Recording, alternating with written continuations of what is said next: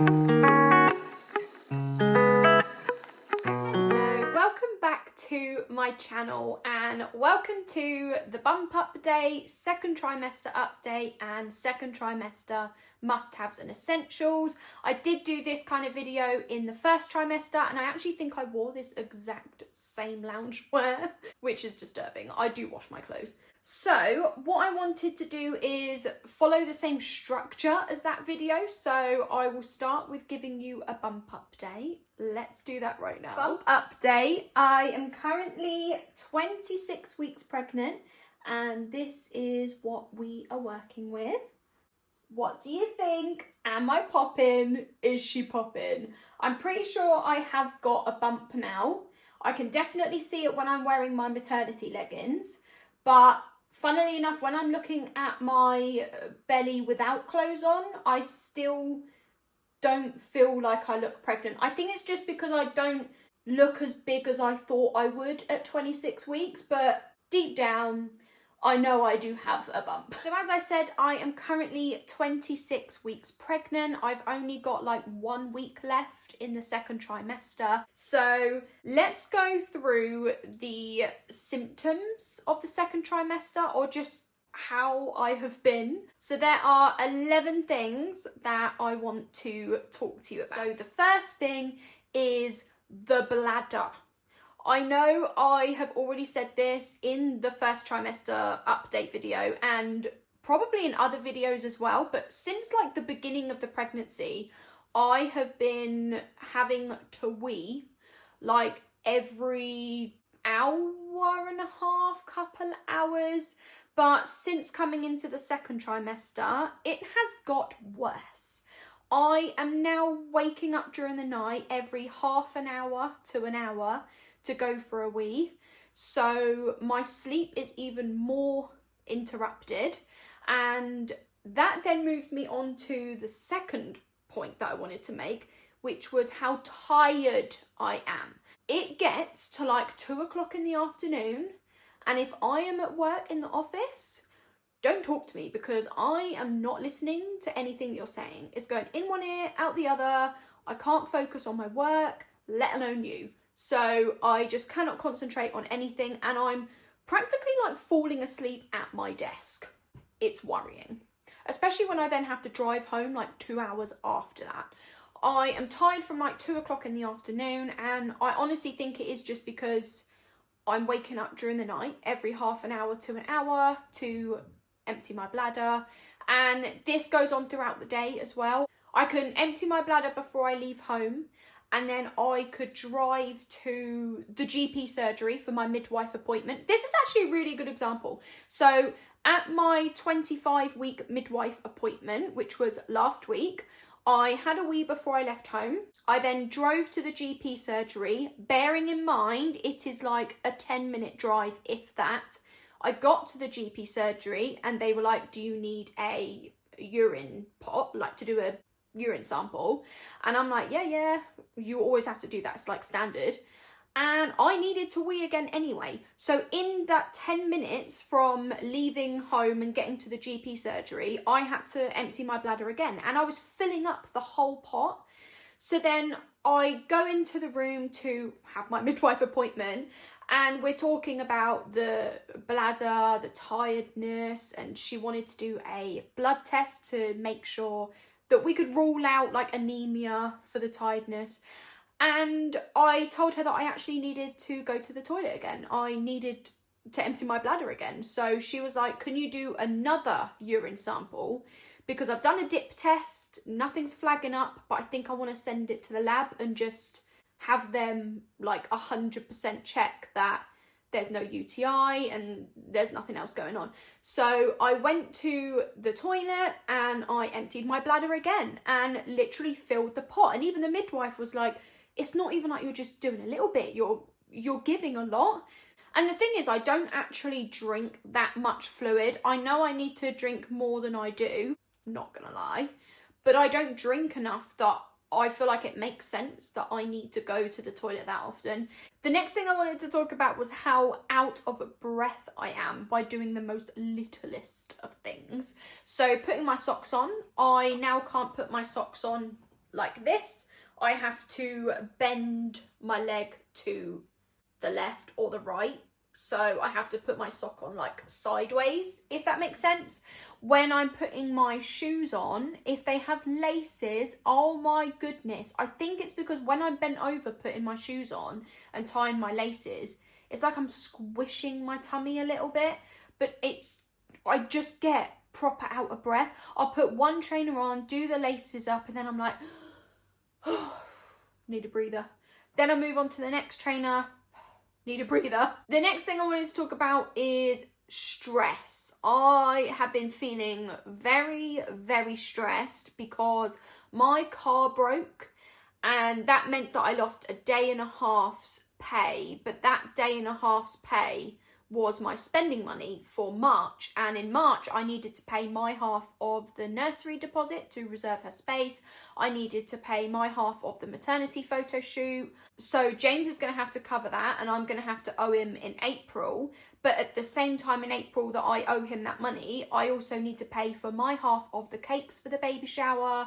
I need to buy my baby shower outfit and my maternity photo shoot outfit. I've also run out of my makeup. That then messes up April because it means he's going to have to cover my half of the cakes, and he might have to cover my half of the baby shower decor. And then in May, when I owe him back for those, it's like the month that she could possibly come, because she's due on the 4th of June, but she could still come early in May. And yes, we have still not got everything that we need for her. So stress is like an understatement right now. The fifth thing I wanted to talk about was movements. So I think I have mentioned this before, but I have an anterior placenta. So my placenta has attached to the front of the womb instead of the back, which means that it's kind of acting like a cushion. So where at this point somebody with a placenta at the back might be feeling kicks, proper kicks, because my placenta's at the front and it's acting like a cushion, I'm not feeling proper kicks.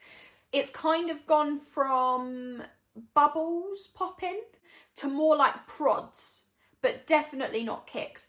James, when he puts his hand on my tummy, he can't even feel them. Even though I can feel them, he can't. The next thing I wanted to talk about was my nipples, my nips. I normally, before pregnancy, had nipples the size of like a 5p coin.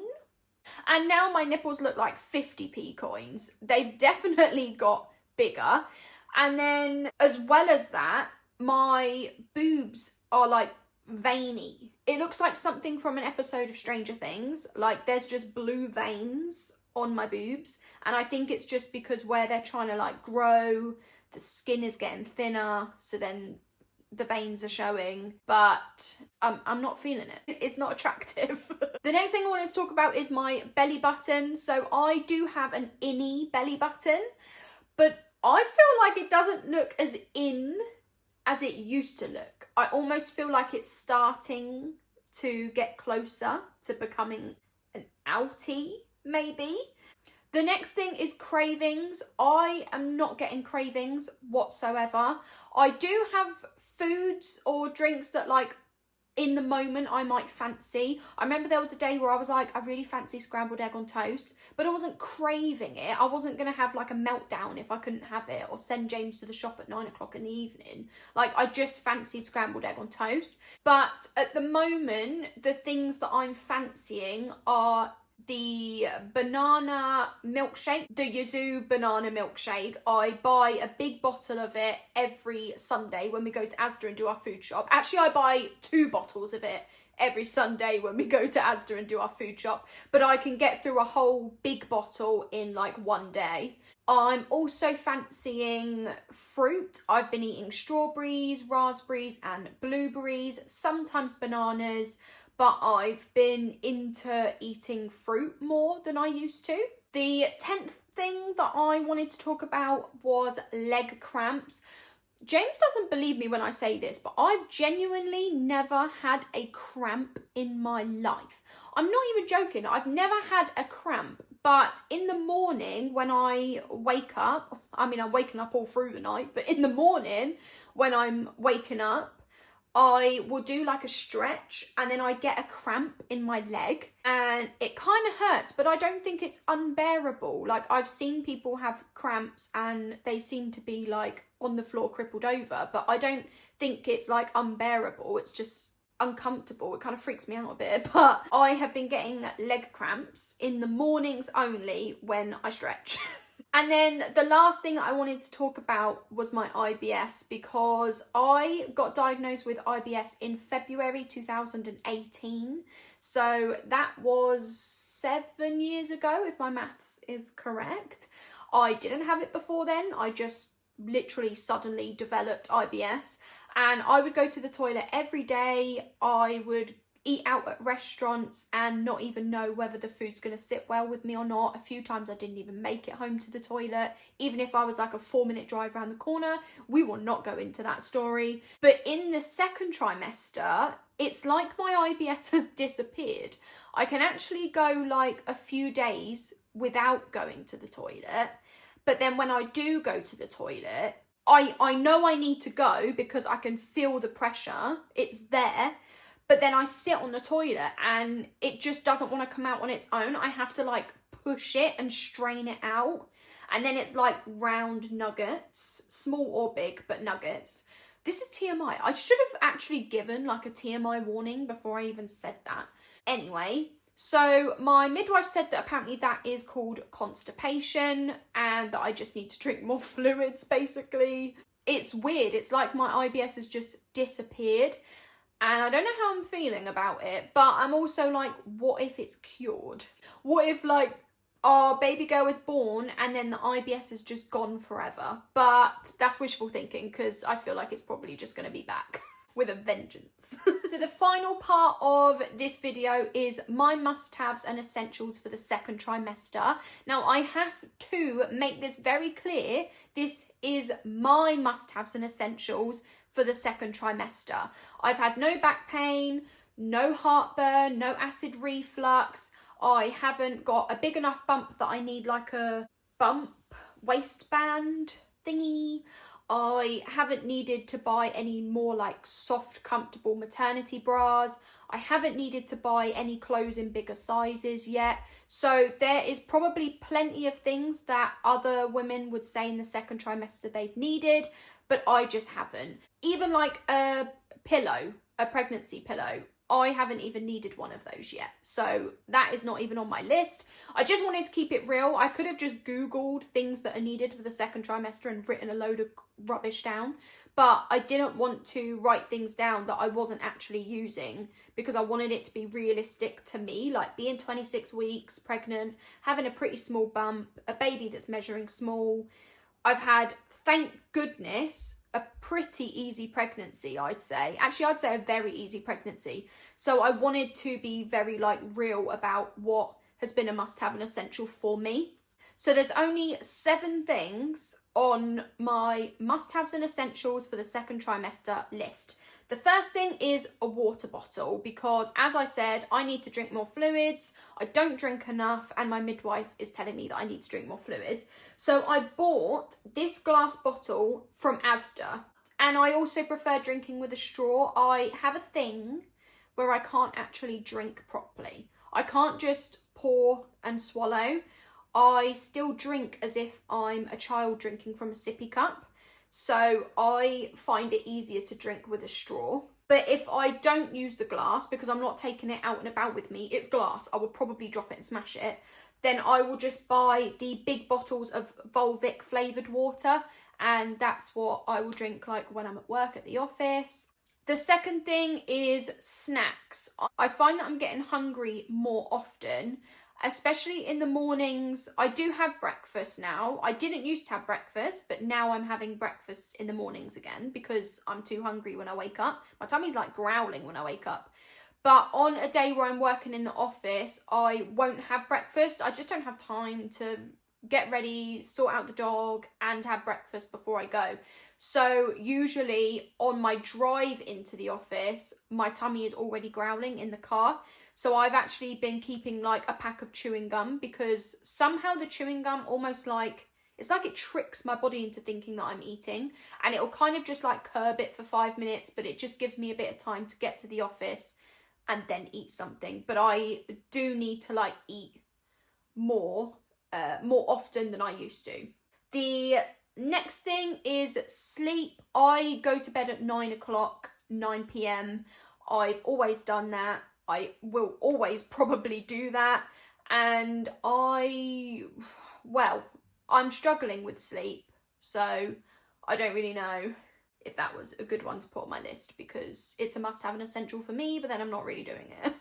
The fourth thing on my list is an oil for the bump to prevent stretch marks and just to generally massage and oil my baby bump. So I've been using the Mum Bub Hub Nourishing Skin Oil, and that's what I've been using for the bump. As you can see, it is nearly run out. The next thing is maternity leggings. I did already mention this in the other video, I believe, but I have maternity leggings from a company called Love All. They used to be called Love Leggings, but now they're called Love All. And they also do the maternity leggings in petite as well, because I'm like 5'2", so I need the shorter leg length.